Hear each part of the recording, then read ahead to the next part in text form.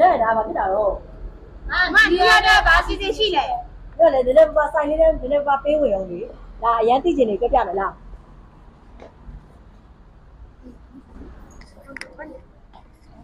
ရမမိုင်လေးယူပါရအဲ့ဆိုလဲအဲ့ရောအမကနှစ်စအတွက်ရယ်နှစ်ဆုံးအတွက်ရယ်ပေါ့နော်နှစ်ရက်လုံးကိုအမက